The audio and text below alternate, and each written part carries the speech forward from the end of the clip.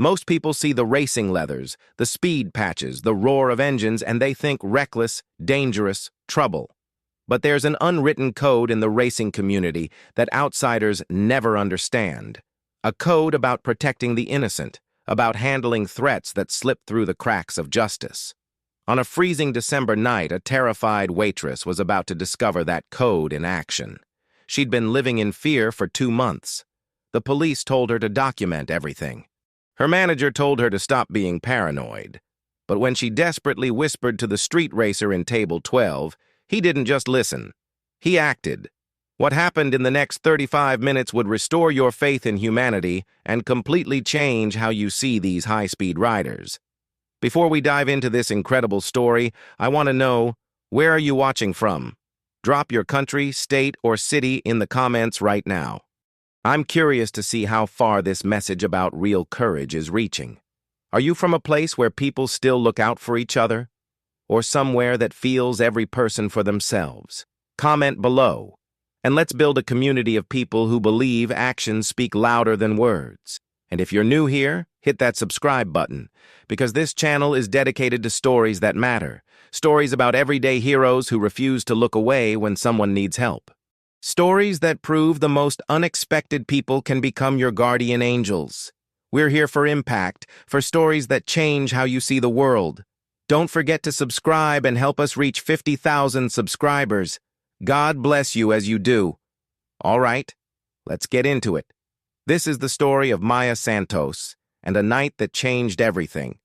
If you've ever worked late shifts in a place where you felt exposed, where every shadow could hide danger, then you already understand Maya Rodriguez. 24 years old, with determined eyes that still held on to hope, despite everything life had thrown at her. Maya was the kind of person who remembered your name after meeting you once, who asked about your family, your dreams, whether that job application went through. In a world that often feels cold and disconnected, Maya made people feel human again. She worked at Midnight Eats on Highway 9, one of those 24-hour diners that serves as a lifeline for night shift workers, long-distance truckers, and insomniacs seeking refuge. The place had that classic late-night atmosphere, bright fluorescent lights, worn vinyl booths, a grill that never stopped sizzling, and windows that offered a view of the empty highway stretching into darkness. It wasn't glamorous. The linoleum was cracked, the coffee was average, and the heating system had seen better days. But it was honest work, and Maya needed every dollar. Every regular knew her story because Maya never made it about pity. She'd mention it casually while refilling coffee, the way you'd comment on the weather. She was working her way through nursing school, taking online classes during her breaks and studying between customers. 4 nights a week at the diner, 10 p.m. to 6 a.m., then classes 3 mornings a week at the community college. On weekends, she picked up shifts at a medical clinic doing data entry. No time for social life, no time for rest, but she had a plan. Maya wanted to be a trauma nurse. Said people in their worst moments deserved someone who genuinely cared about them getting better. She'd seen enough hardship in her own life to know that sometimes a kind voice and gentle touch could mean the difference between giving up and holding on. Her regular customers adored her. Frank, the security guard who stopped by every Thursday, always ordered extra toast just so he could leave a bigger tip. Rosa, the night nurse from the hospital across town, would bring Maya homemade soup when she worked doubles. The weekend crowd of factory workers knew that if Maya was on shift, their eggs would be cooked exactly right and their coffee cup never went empty. She didn't do it for the tips, though they were crucial to paying for school. She did it because she believed everyone deserved to be treated with dignity, especially at 3 a.m. when life felt hardest. Her shift supervisor, Kevin, was less appreciative.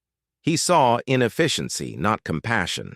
He'd criticize her for spending too much time talking to customers, even though those same customers kept coming back week after week, choosing Midnight Eats over the chain restaurants down the highway. Kevin ran the diner like a factory, not a community gathering place. But Maya never let his negativity change who she was. She'd smile through his complaints, nod politely, and then go right back to caring about people, because that's who she chose to be. Highway 9 wasn't a major interstate, just a four-lane road connecting mid-sized towns that most people passed through without stopping. The diner sat between an industrial district and residential areas, a beacon of light in stretches of darkness. Late-night shifts could feel isolating, especially in winter when the temperature dropped below freezing and the wind howled across empty parking lots. Some nights, Maya would only serve a dozen customers between midnight and dawn. A delivery driver grabbing coffee, a nurse heading home, a traveler who couldn't sleep in their motel room. It was demanding work that left her feet aching and her uniform smelling like grease and coffee, but it was hers. She had goals, timelines, dreams mapped out step by step. Another year of classes and she'd graduate with her nursing degree. Then the real work would begin, helping people heal, making a difference in her community. She'd already been accepted for clinical rotations at St. Mary's Hospital. Everything was on track. Everything made sense. She knew the rhythm of every shift, which customers tipped in cash, how to fix the temperamental ice machine, when to start brewing fresh coffee for the morning commuters. She recognized the sound of every regular's car pulling into the parking lot. She even knew which booths couples preferred for late-night conversations versus which tables solo diners chose for privacy. Midnight Eats wasn't just where she worked. For 32 hours a week, it was her domain, her responsibility, her place in the world. But 6 weeks ago, everything changed. And it started so gradually, she almost didn't notice. It was a Wednesday night, just after 11 p.m. when Maya first saw him. He entered alone, which wasn't unusual at that hour. Plenty of solo customers came through Midnight Eats. But something about his demeanor immediately caught her attention. He didn't look at the menu board, didn't scan for an empty table. He walked directly to booth 7, the one with the clearest view of the entire dining area, and positioned himself facing the room, facing her. Maya approached with water and a menu, offering her usual warm greeting. He barely glanced at the food options, ordering coffee and a sandwich in a monotone voice that discouraged conversation. Maya had developed excellent people-reading skills working nights.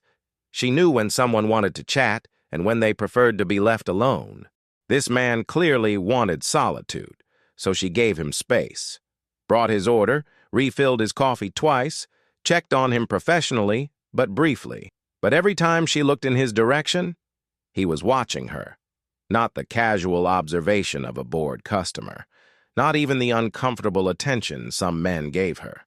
This was different, systematic, like he was taking notes, memorizing her movements, studying her routines. He stayed until her shift ended at 6 a.m. Nursed 4 cups of coffee over 7 hours. Left exact change with no tip. Maya forgot about him as soon as he walked out the door. But 4 days later, on Sunday night, he returned. Different booth this time. Booth 9, closer to the kitchen. Same pattern. Coffee, sandwich, watching. This time she felt it more intensely. That uncomfortable awareness of being observed, of someone's attention focused on you when you're trying to work. She found herself moving differently, conscious of his gaze tracking her from table to table. When she bent to clean surfaces, she felt exposed. When she laughed at a customer's joke, she felt self-conscious. His presence was changing how she existed in her own workplace. He came back Tuesday, Thursday, Sunday again. Always alone, always watching. By the second week, Maya knew his schedule. He'd arrive around 11 p.m., order the same meal, and stay until dawn. He never caused problems, never said anything inappropriate, never even attempted conversation beyond placing his order. But he was always there, and his eyes never left her. The second Tuesday, she noticed his vehicle for the first time. A black modified Honda Civic with racing stripes parked at the far edge of the lot where the streetlights barely reached. She'd finished her shift, walked toward the bus stop on Highway 9, and that's when she spotted it. Engine idling, headlights turned off, just waiting in the shadows. Her heart rate spiked immediately. She walked faster, but those 150 yards to the bus stop felt like miles. She heard the car start moving. Slowly, deliberately, it pulled out and crept along the shoulder, maintaining a distance of about 30 feet. Close enough that she knew he was following. Far enough that he could claim coincidence if confronted. Maya's hands were trembling when she reached the bus stop. The Honda pulled into a parking lot across the street and stopped. Engine still running. She could see his silhouette in the driver's seat, watching. The bus arrived 10 minutes later. She climbed on, and when she looked back through the rear window, his car was pulling out, following the same route. It stayed behind the bus for 5 stops before turning off down a side street. Maya didn't sleep that morning. She called in and spoke to Kevin before her next shift. Tried to keep her voice professional, not panicked. "There's this customer," she said. "He comes in several times a week. He watches me constantly. Last night he followed me to the bus stop. I think he followed the bus too." Kevin barely looked up from his inventory sheets. "Is he paying for his food?" he asked. "Yes, but—" "Is he bothering other customers?" "No, but—" "Kevin, he's bothering me. I think—" Kevin sighed like she was wasting his time. "Look, Maya, he's a paying customer. I can't ban someone for looking around. Maybe he's just lonely. Just do your job and ignore him." She tried to follow that advice, really tried. But ignoring him became impossible when he started showing up every single night she worked. 4 nights a week. Like clockwork. Different tables. Same routine. And every night that black Honda would be waiting in the parking lot when her shift ended. The 3rd week, Maya filed a police report. The officer who took her statement was professional and sympathetic. He wrote everything down carefully, but when she finished, he set his pen aside and delivered the news she'd been dreading. "Ma'am, I understand your concern," he said, "but he hasn't threatened you, hasn't made physical contact, hasn't even approached you outside the restaurant. Technically, he's not breaking any laws. We can document this incident, and if the situation escalates, if he makes direct contact or issues threats, call us immediately. In the meantime, stay alert. Maybe arrange for someone to walk you to the bus stop." Stay alert. As if she could be anything but hyper-aware of his presence consuming every moment of her shifts, every step to the bus stop, every glance in her rearview mirror when she rode home. Maya didn't know it yet, but her stalker had a history, a pattern. And she was about to become another victim in a series that law enforcement had never connected because he moved carefully, strategically across state lines.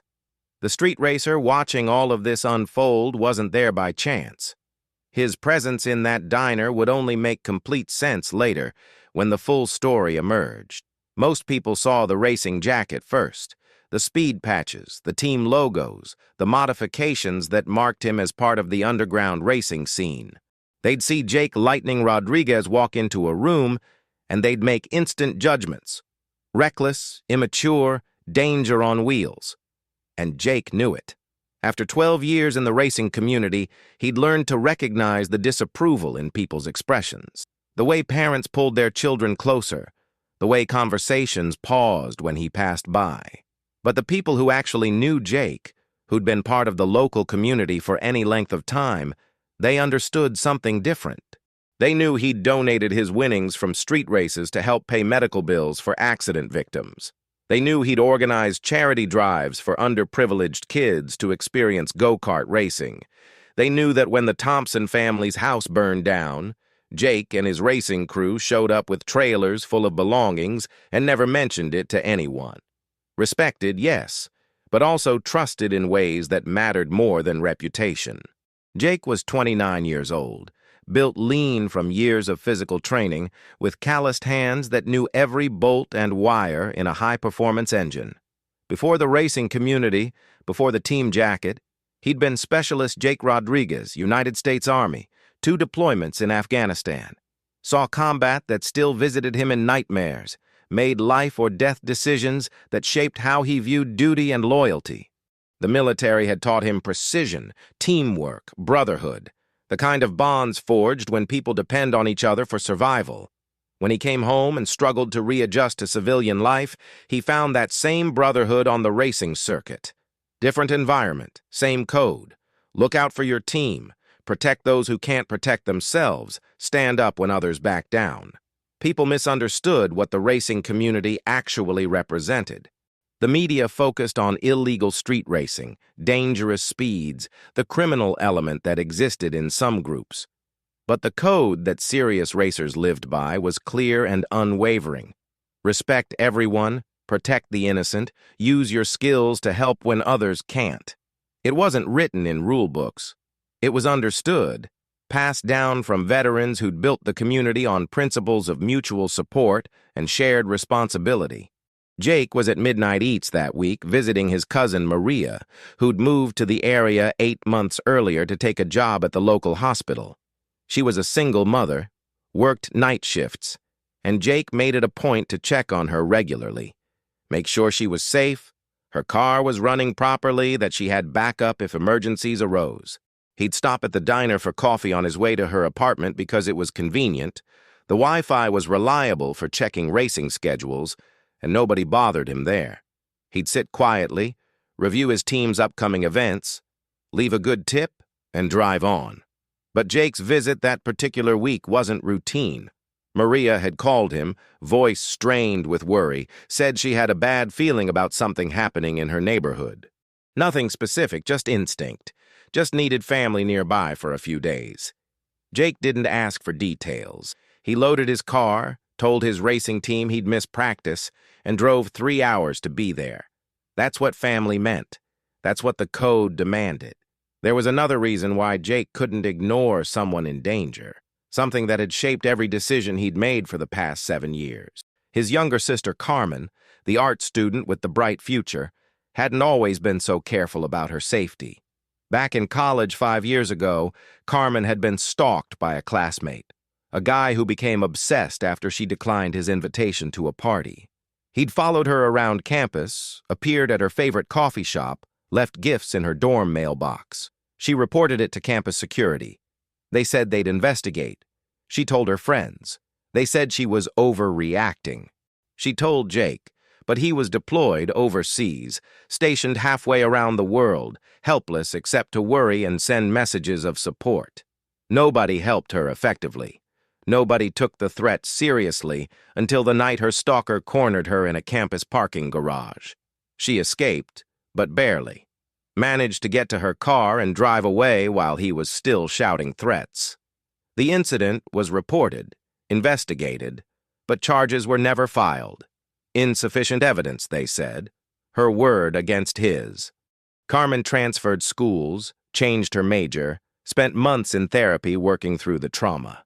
The confidence Jake had always admired in his little sister was gone, replaced by constant vigilance and fear.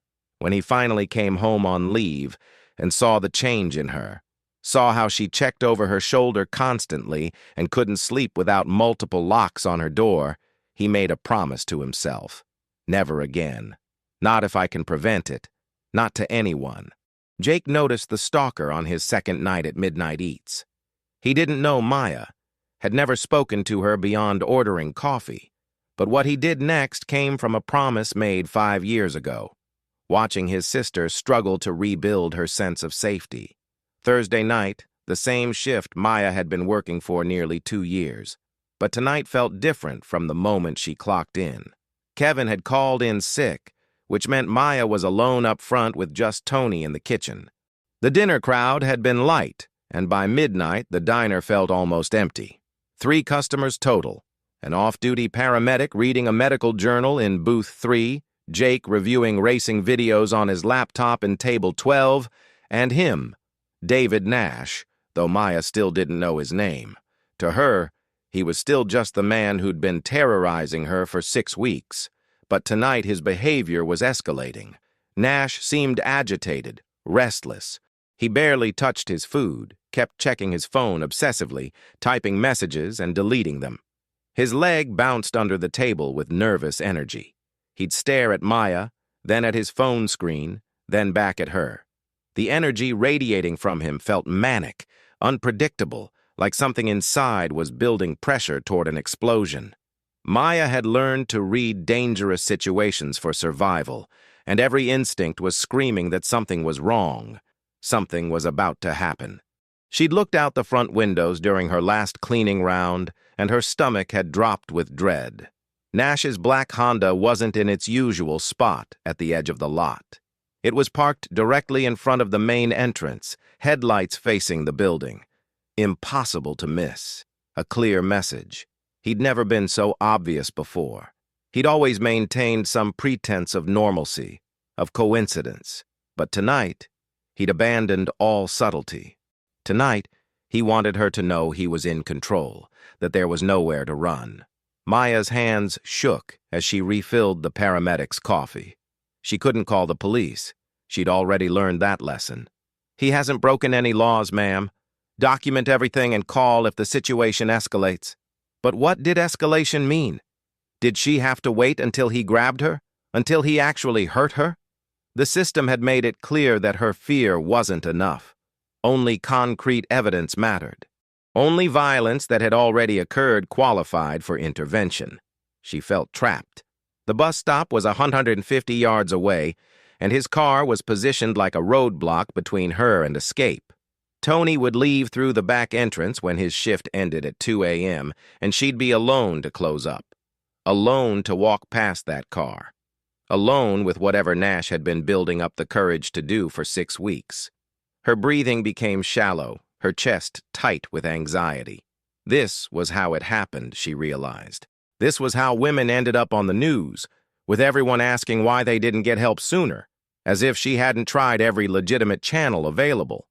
Then she saw Jake, calm, steady Jake, who'd been coming in for a week, who worked quietly on his laptop and always left generous tips. She didn't know him personally, didn't know anything about his background except the racing patches on his jacket that suggested a life most people would consider dangerous. But desperation makes you reach for unlikely help. And right then, unlikely was all she had left. Maya approached table 12, coffee pot trembling in her hands, even though his cup was still nearly full. Her heart hammered so hard she was certain he could hear it. She leaned closer than she'd normally get to any customer, and her voice came out as a whisper, raw with fear and desperation. "Excuse me, I'm sorry to bother you, but that man over there has been stalking me for weeks. He follows me every night, waits in his car. I don't know what to do. Please, I think tonight he's going to—" Jake didn't respond with words initially. He looked at her, really saw her terror, and she witnessed something in his expression that made her want to collapse with relief, recognition, understanding, absolute belief in what she was telling him. Then his gaze shifted past her toward Nash's booth, a slow, deliberate assessment that missed nothing. And Nash, he actually smiled when their eyes met, confident and predatory, like he'd just won something. He had no idea who he was dealing with, had no idea what was about to happen. What Jake did in the next 2 minutes would violate several laws, but when you understand why he did it and what he discovered about Nash, you'll understand why sometimes justice operates outside courtrooms. If you believe real protectors don't always wear uniforms, hit that like button. Let's show support for people who actually take action when someone needs help. Jake closed his laptop with deliberate precision, the kind of movement that carries intent. He stood up to his full height, and even in civilian clothes, his military bearing was unmistakable. The paramedic looked up from her journal. Tony glanced out from the kitchen. Maya froze behind the counter, coffee pot still in her grip. And Nash, still smiling that confident smile, watched Jake approach like this was all part of some game he was winning. Jake walked across the diner at an unhurried pace. Not aggressive, not rushed, just purposeful, inevitable. When he reached Nash's booth, he didn't wait for permission or invitation. He simply sat down across from him, settling into the seat with the kind of calm that precedes action. The atmosphere in the diner shifted immediately. Even the fluorescent lights seemed to buzz differently. For a long moment, neither man spoke. Jake studied him with the methodical attention of someone assessing a threat. Nash's smile wavered slightly, but he maintained his facade of amusement. Finally, Jake spoke, his voice low and controlled, barely above conversational volume.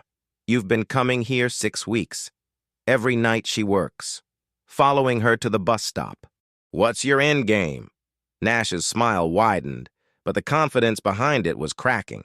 He shrugged casually, like they were discussing sports scores. I don't know what you're talking about. I just like the coffee here. It's a free country. I can eat wherever I want. Jake's expression didn't change. You moved your car tonight. Parked it right in front. You want her to see it? Want her to know she can't leave safely? That's not about coffee, David. The smile disappeared completely. Nash leaned back, trying to create distance, scrambling to regain control of a situation that was slipping away from him. I don't know who you think you are, but you can't just sit down and accuse me of— I'm not accusing you, Jake interrupted, his voice still quiet, still steady. I'm telling you what you've done, what you're doing, and what you're planning to do tonight. He gestured toward the window, toward the black Honda positioned like a predator waiting to strike. You escalated tonight because you're tired of just watching. You've done this before, haven't you? Nash's face went pale, not because of what Jake said, but because of the certainty with which he said it. How could you possibly— I never told you anything. You don't know— Jake leaned forward slightly, and the temperature in the booth seemed to drop. Phoenix, Arizona, 2019. Lisa Chen filed a restraining order against you after you stalked her for 3 months. Said you followed her home from work, sat outside her apartment, showed up at her gym. Sacramento, California, 2021. Monica Torres reported you to campus security for following her between classes, waiting by her car, leaving notes in her locker. You moved states both times when the heat got too intense. You have a pattern, David, and patterns don't break themselves. The color drained completely from Nash's face. His mouth opened and closed soundlessly as he watched his carefully constructed new identity collapse in real time. That's impossible.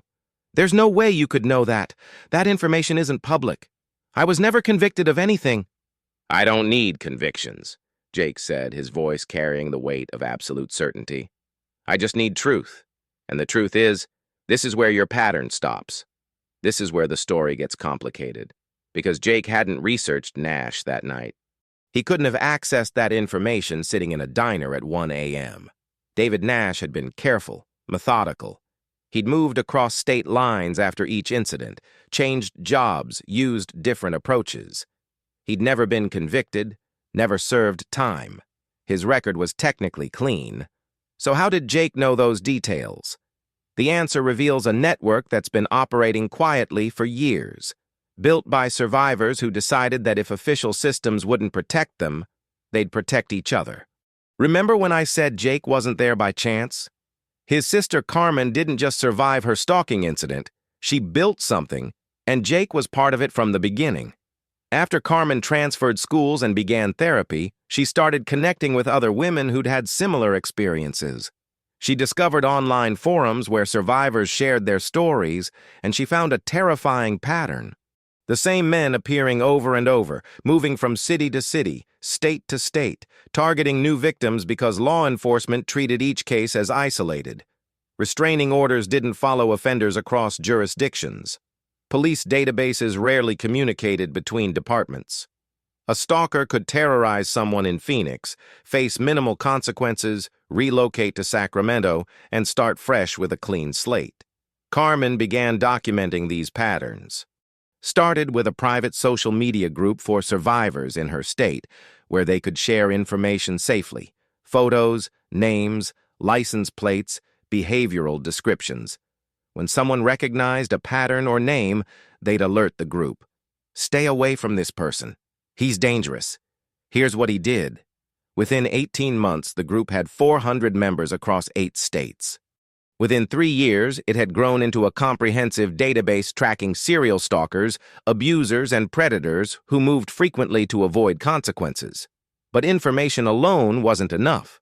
Warning potential victims was helpful, but it didn't stop offenders from finding new targets. That's where the racing community came in. Carmen approached Jake, explained what she was building, asked if his teammates would help. Not with violence. She was clear about that. Violence created criminals and gave predators ammunition to play victim. But presence, protection, being the deterrent that official authorities couldn't be, that was different. That was possible. Jake brought the proposal to his racing crew. Some members were hesitant. This wasn't traditional community service. This was getting involved in complex situations that could easily go wrong. But the younger members, especially those with sisters, daughters, girlfriends, who'd shared their own stories of harassment and stalking, they understood immediately. The vote wasn't even close. Within 6 months, racing teams in 12 other cities had joined the network. Within 2 years, it was active in 19 states, with over 500 drivers connected to Carmen's survivor database. They called it Guardian Grid. No official website, no social media presence, no publicity. Just survivors sharing intelligence and drivers ready to respond when that intelligence indicated immediate danger. The network tracked movement patterns. When a known offender relocated to a new area, they'd alert the local racing crew. Someone would maintain awareness, not stalking or harassing, just being ready to act if the situation escalated. It was community-based protection for people who'd fallen through the cracks of official systems. Jake received the alert about David Nash 4 days before Maya whispered those desperate words to him. Carmen had flagged Nash's name when he applied for housing in the area. One of her network contacts in Sacramento had recognized him from Monica Torres's case, sent all available documentation. The campus security reports, the witness statements, photos of Nash waiting by Torres's car, the pattern analysis showing his escalation timeline. The intelligence was clear. Nash relocated every 18-24 months, always to smaller communities where records were harder to track. He typically targeted women in service industries, waitresses, retail workers, coffee shop employees, women who were visible, accessible, often alone during late-night hours. The network knew he'd moved to the area. They were watching for him to select a target. When Jake spotted Nash watching Maya with that methodical intensity during his first visit to the diner, when he witnessed her obvious discomfort and growing fear, he knew. He texted Carmen for confirmation. She responded within minutes. David Nash, 32, black Honda Civic. Pattern behavior matches previous victims. That's him. Jake didn't know Maya personally, didn't owe her anything beyond basic human decency. But Guardian Grid didn't operate on personal connections. You didn't wait for friendship or family ties. You saw a predator targeting prey, and you intervened. That was the code. That was the promise they'd all made to each other and to the survivors who trusted them with this responsibility. Legally speaking, this is vigilantism. Law enforcement doesn't endorse these activities. If authorities understood the full scope of Guardian Grid's operations, there would likely be investigations, possibly arrests. Tracking individuals without warrants, sharing personal information, organizing confrontations. It exists in legal gray areas at best, illegal territory at worst. But for the 300-plus women this network has protected over the past 5 years, it represents the difference between safety and victimization. The difference between having someone believe their fear is valid and being told to wait until violence occurs to justify intervention. Remember the police officer who told Maya there was nothing he could do? He wasn't wrong within the framework of current law. David Nash hadn't committed prosecutable crimes in this jurisdiction. He was a customer in a restaurant, had every right to be there, had every right to park in public spaces. Until he made physical contact or issued direct threats, the legal system couldn't act. And by the time the law could intervene, by the time Nash had crossed legal thresholds, it would be too late. Maya would already be hurt, already traumatized, already another case file in a system designed to punish crimes after they happen, not prevent them before they occur. That's exactly why Guardian Grid exists. Because legal systems are reactive, not proactive. Because restraining orders are documents, and documents don't stop determined predators. Because women have been screaming for help for decades, begging someone to take their instincts seriously before those instincts are validated by violence. And the system keeps responding, "We can't help until he actually hurts you." Guardian Grid responds differently. "We believe you. We see the danger. We won't wait for proof written in blood." Back in the diner, Nash was standing now, hands shaking as he grabbed his jacket from the booth. His face was flushed with a combination of panic and rage. "I'm leaving. and you're going to regret this conversation." He turned toward the exit, took 3 steps before Jake stood and moved into the aisle, blocking Nash's path to the door. Not aggressively. Jake didn't touch him, didn't raise his hands, didn't make any gesture that could be interpreted as assault. He simply occupied the space between Nash and escape. Immovable, absolute. "You're not following her tonight," Jake said, his voice carrying quiet authority. "Or any night after this." Nash's face went from flushed to deep red to nearly purple. "Get out of my way. You can't touch me. You lay one finger on me and I'll call the police. I'll have you arrested for assault, for harassment." "Go ahead," Jake said, pulling his phone from his pocket and offering it to Nash. "Call them. Explain why you're here. Tell them about the 6 weeks of stalking. Tell them about Phoenix and Lisa Chen. Tell them about Sacramento and Monica Torres. Tell them why you moved across country twice after women filed complaints against you. I'll wait." Nash stared at the phone like it might explode. His mouth moved, but no sound emerged because he finally understood. Really understood that this wasn't a bluff. This man possessed information that shouldn't exist, knew details about incidents Nash thought were buried in bureaucratic archives across multiple states. And calling the police wouldn't save him. It would expose him. The diner door opened with a soft chime. 2 more people entered, a woman in racing leathers and a man with team patches on his jacket. Both moved with the same purposeful calm as Jake, both clearly part of the same community. They didn't speak, didn't acknowledge Nash directly. They simply walked to a booth near the entrance and sat down, effectively controlling the exit route while maintaining plausible deniability. Maya emerged from behind the counter. Tony appeared in the kitchen doorway, and the paramedic looked up from her journal. Everyone in the diner was now aware that something significant was happening, though only a few understood the full context. Nash looked at the 2 newcomers, looked at Jake blocking the main aisle, looked at the windows calculating whether escape was possible through alternative routes. The panic was setting in now, real panic that comes when you realize you're not in control anymore, when you realize the tables have turned completely. "Sit back down," Jake said, not a request, but an instruction delivered with military precision. Nash hesitated, his body language screaming that he wanted to run, fight, do anything except comply. But the mathematics of the situation were undeniable. 3 determined people, 1 exit, no sympathetic witnesses. He sat. Jake returned to his seat across from Nash. The 2 other team members remained in their booth, close enough to respond if needed, far enough away to avoid accusations of intimidation. "You have 2 options, David," Jake began, his voice level and controlled. "And I need you to understand something before I explain them. This isn't about revenge. This isn't about punishing you for past behavior. This is about ensuring you never do to another woman what you've done to Lisa, Monica, and the others whose names you probably don't even remember. This is about ending the pattern permanently." Nash was breathing rapidly now, shallow breaths that suggested the onset of panic attack. His eyes darted between Jake and the exit, between fight and flight responses that were both impossible. "What do you want? Money? Is this some kind of extortion scheme?" "I don't want your money," Jake interrupted.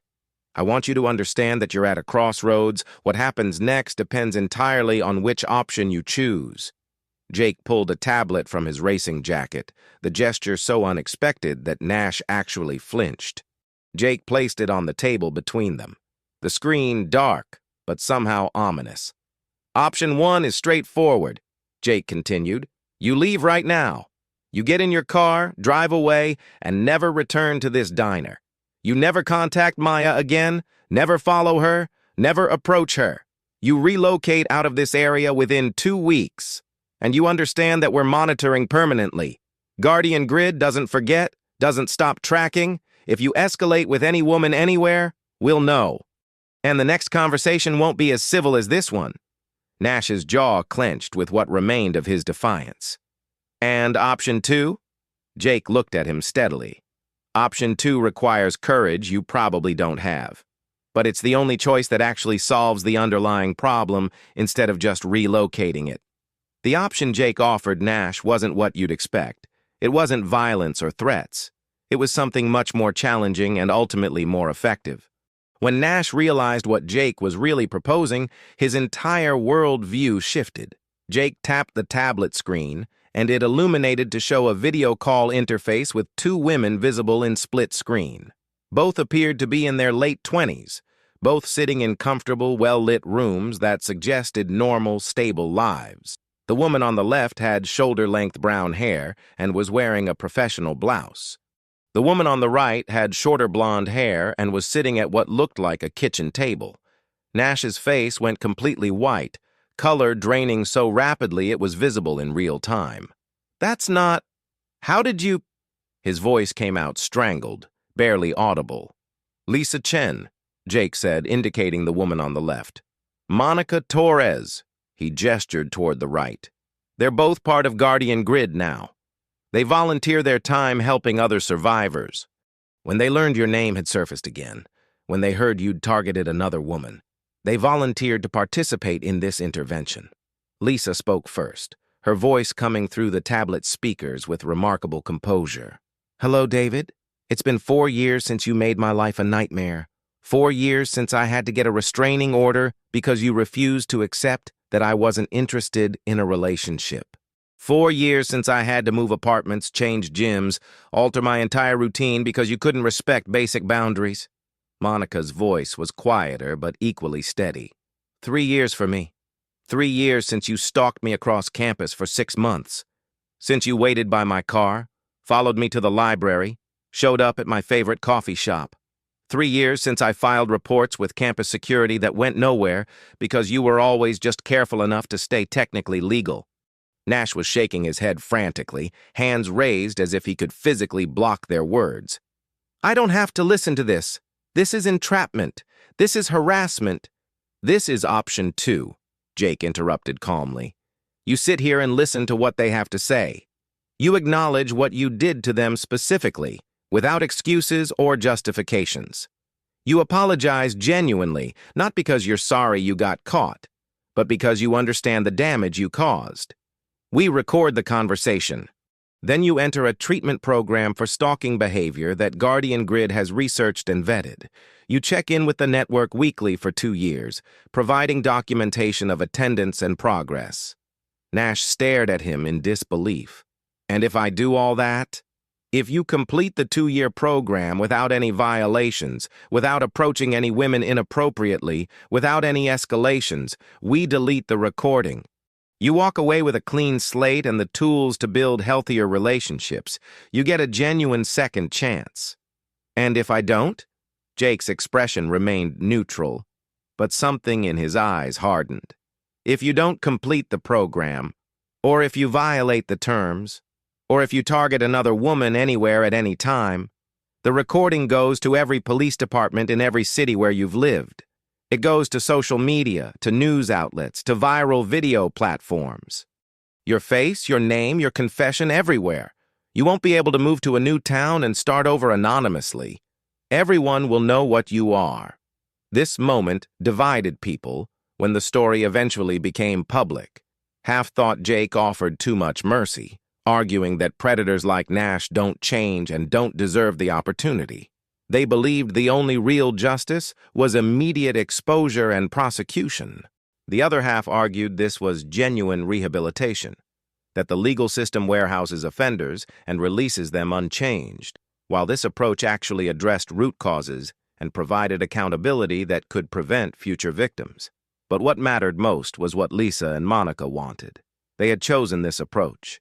They had volunteered to face their stalker, to offer him a path toward genuine change, rather than just punishment.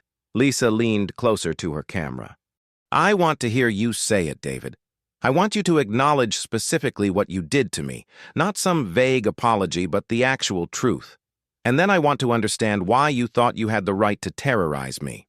Nash looked around the diner, at Jake, at the 2 Guardian Grid members near the entrance, at Maya watching from behind the counter, at the tablet showing 2 women he'd hurt who were somehow stronger and more composed than he'd ever be. Something inside him broke. Not the angry, defensive facade that had been cracking all evening, but something deeper. What emerged wasn't pretty or sympathetic, but it was human and real in a way that made everyone in the diner understand they were witnessing a genuine moment of reckoning. "I was terrified," he whispered, the words coming out like a confession he'd never made to anyone, including himself. "I'm always terrified, that I'm not good enough, that nobody could actually want to be with me. And when someone is kind to me, when they smile or are friendly, I convince myself it means more than it does. I build up these fantasies where we could be together if I just tried hard enough." He looked directly at Lisa's image on the screen, saw the pain in her expression, the cost of his delusion. "And then when you made it clear you weren't interested, when you told me to stop, it felt like you were confirming everything I was afraid of, that I was worthless, unlovable. So I kept trying because stopping meant accepting that truth." His voice broke slightly. "I told myself I was being romantic, persistent, showing you how much I cared. But I knew I was scaring you. I could see it in your face, the way you started looking over your shoulder, the way you changed your routines to avoid me. I knew, and I kept doing it anyway because my fear was louder than your fear. My pain felt more important than yours." Monica spoke, her voice stronger now. "Do you understand what you stole from us? The sense of safety, the ability to trust our own instincts, the peace of mind that most people take for granted? Do you understand that we still check parking lots? Still feel panic when someone walks behind us for more than a block?" "Yes," Nash said, tears streaming down his face now. "I stole your peace. I made you afraid in your own life, and nothing I say can give that back to you.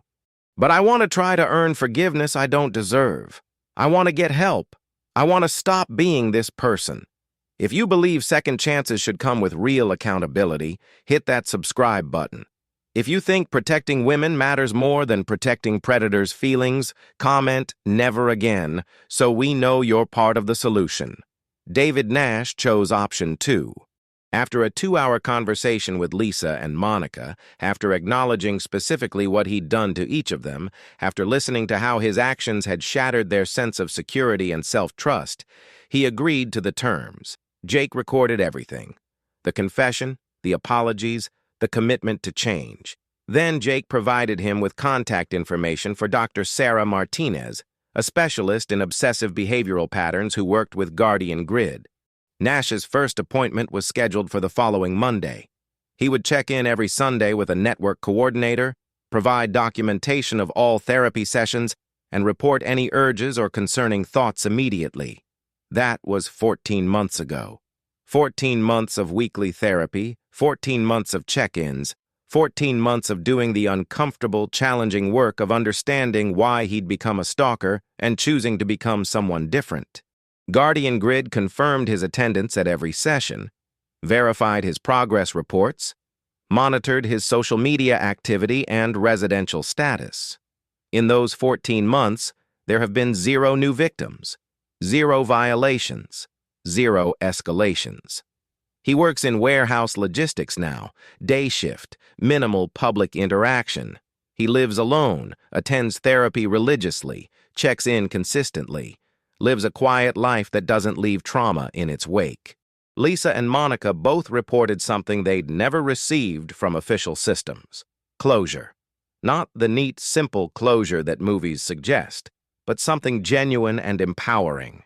The knowledge that they'd been heard, believed, and that their choices had mattered in preventing future victimization. Lisa said in a follow-up interview that confronting Nash directly, explaining specifically how his actions had damaged her life, had restored a sense of agency she'd lost the day he first appeared at her workplace. Monica said knowing he was receiving actual treatment, that the pattern might genuinely stop, helped her sleep through the night for the first time in years. Neither woman had forgiven Nash, and Guardian Grid never suggested they should. Forgiveness wasn't the goal. Prevention was the goal. Creating accountability that the legal system couldn't provide was the goal. Ensuring he never hurt another woman was the goal. For Maya, that night ended very differently than it could have. When her shift finished at 6 a.m., she wasn't alone. Jake and his two teammates were waiting outside, not in Nash's black Honda that had been parked like a threat for weeks. That car was gone. Nash had driven away 3 hours earlier, shaken and committed to a path he'd never considered before. Jake offered to follow Maya's bus home, and for the first time in weeks, she accepted help without feeling ashamed for needing it. The 3 racing team members escorted her bus route, waited until she was safely inside her apartment building, and then disappeared into the morning traffic. Maya continued working at Midnight Eats for 6 more months, finished her nursing degree with honors, and passed her licensing examination on the first attempt. She works now as a trauma nurse at St. Mary's Hospital, the same facility where she dreamed of practicing. She's helped hundreds of patients in their most vulnerable moments, bringing the same compassion to her medical work that had made her special as a waitress. Maya stays in contact with Jake and occasionally with Carmen through Guardian Grid's Survivor Network. They text every few months, updates about life, work, relationships, simple check-ins that remind her she's not alone in the world, that there are people who will act when action is needed. She got engaged 8 months ago to a fellow nurse she met during clinical rotations. They're planning a small wedding next spring.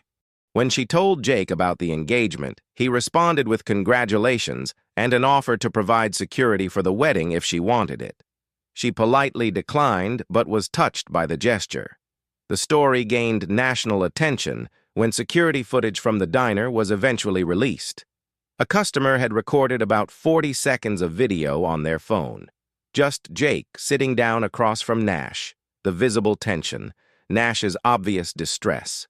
They posted it to social media 3 weeks later with the caption, "Street Racer Protects Waitress from Stalker at Local Diner."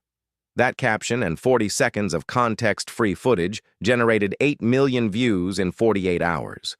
News outlets picked up the story, local stations first, then national networks. Everyone wanted interviews with Jake, wanted details about Guardian Grid, wanted to understand how an underground racing community had become an informal protection service. Jake declined every media request. Carmen kept the network's operations confidential. What they did existed in legal gray areas that couldn't withstand public scrutiny without risking prosecution. But the impact was measurable and immediate. In the 8 months following the viral video, Guardian Grid documented 67 similar interventions across 19 states. Men approaching women in bars, parking lots, shopping centers, only to encounter racing team members who politely but firmly suggested they reconsider their intentions. Women reaching out to the network proactively when they felt threatened, receiving protection before situations escalated to violence. The story resonates because it addresses the fundamental gap between when someone knows they're in danger and when institutions recognize that danger as actionable. It highlights the systematic failure of systems designed to protect vulnerable people, but constrained by legal requirements that prioritize offender rights over victim safety. Maya's experience isn't unique. The statistics are staggering and consistent. 1 in 4 women will experience stalking in their lifetime. Over 7 million people are stalked annually in the United States. 81% of women stalked by intimate partners are also physically abused by those partners. The warning signs are clear. The danger is real. The victims recognize the threat. But legal systems require evidence of actual harm before they can intervene. Restraining orders are violated in 69% of cases. The average stalking victim endures the behavior for nearly 2 years before it stops. 2 years of fear, hypervigilance, altered routines, and diminished quality of life while waiting for either escalation to violence or the offender's voluntary withdrawal. Into this institutional failure, community-based solutions emerge, not because people want to circumvent legal systems, but because people are being hurt while legal systems catch up to reality. Guardian Grid represents just one example of survivor-led movements creating protection networks that do what official institutions won't or can't. Across the country, grassroots organizations are developing innovative approaches. neighborhood watch groups trained specifically in stalking recognition, online platforms that share information about serial offenders, self-defense collectives that teach women tactical awareness alongside physical techniques.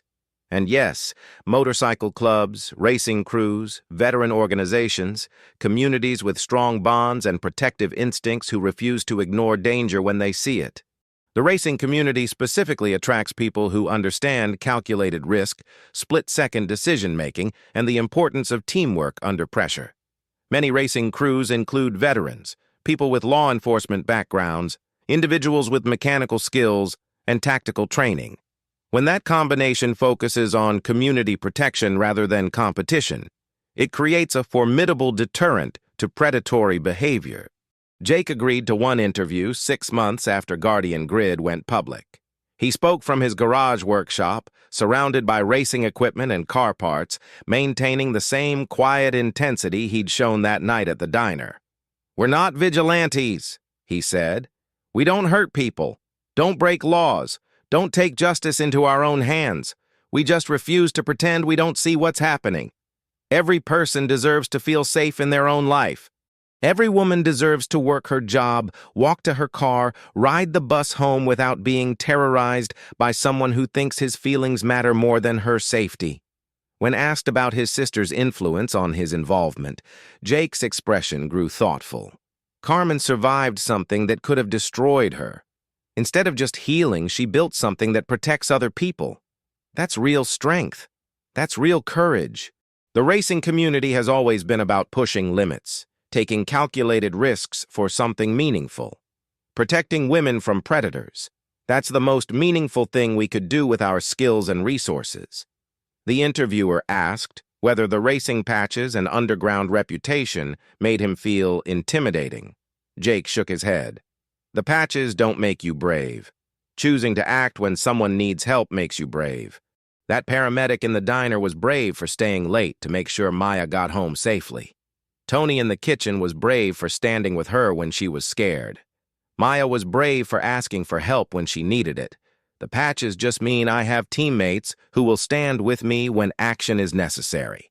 Guardian Grid has expanded significantly since that viral video brought national attention. 26 states now have active chapters, over 700 volunteers representing not just racing communities, but motorcycle clubs, veteran organizations, martial arts schools, even book clubs, and knitting circles. Any group with strong social bonds and shared values about protecting vulnerable community members. They've documented protection for over 400 women in confirmed cases, likely many more that were never officially reported. The number that matters most: 0 deaths among individuals under Guardian Grid protection. Not one woman who received network support has been killed by her stalker or abuser. They continue to operate in legal gray areas, tracking individuals without warrants, sharing personal information across state lines, organizing confrontations with people who haven't been convicted of crimes. If prosecutors wanted to pursue charges, they probably could find legal grounds. But the results speak louder than legal technicalities. Hundreds of women still alive, still safe, still building futures that would have been stolen from them. There's one final detail about Jake that makes this story even more powerful. Something Maya only learned months later during a conversation at Carmen's apartment. Something that explains why he couldn't walk away from someone in danger. Carmen showed Maya a photograph from 10 years ago. A young woman in an army uniform standing beside a military vehicle, smiling with the confidence of someone who believed the world was fundamentally fair and safe. "That's me," Carmen said quietly, 2 weeks before my deployment, before I learned that sometimes the people who are supposed to protect you are the ones who hurt you. Jake's sister hadn't just been stalked by a fellow student. She'd been assaulted by a superior officer during her military deployment, then stalked by him for months afterward when she tried to report the incident. The military's internal justice system had failed her completely, treating her as the problem for speaking up rather than addressing the perpetrator's behavior. Carmen had survived both the assault and the subsequent institutional betrayal, but the experience taught her that official protection often doesn't exist for the people who need it most.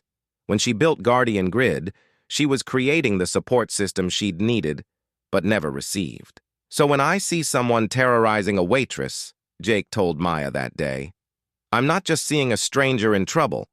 I'm seeing my sister 10 years ago trapped in a system that prioritizes offender rights over victim safety. I'm seeing every woman who's been told to wait until she's actually hurt before anyone can help her. And I refuse to be part of that system. The final image of this story isn't the confrontation or the viral video. It's something quieter, but more meaningful. Maya finishing her shift at the hospital last week, walking through the parking garage at 7 a.m. after a long night saving lives. She heard footsteps behind her, moving too fast, getting too close. For just a moment, muscle memory kicked in, and she felt that familiar spike of fear. But then she remembered. She carries Jake's contact information in her phone now. Guardian Grid volunteers patrol this hospital's vicinity twice a week. Her apartment building has 3 other women connected to the survivor network. She's not alone anymore. She's part of a community that refuses to look away when someone needs protection. The footsteps belong to another nurse rushing to catch her ride home. But Maya's response to the moment showed how much had changed. Instead of panic, instead of that helpless feeling that had consumed her for weeks at the diner, she felt prepared, protected, part of something bigger than herself. That's the real victory. Not the confrontation with Nash, not the viral fame, not even the successful intervention. The real victory is Maya walking through the world with confidence restored, knowing that if danger ever approaches again, she's not facing it alone. If this story reminded you that real heroes don't always wear uniforms, subscribe to make sure more stories like this get told. Share this video with someone who needs to know that communities still protect their own. Comment "Never alone" if you believe no woman should face danger by herself.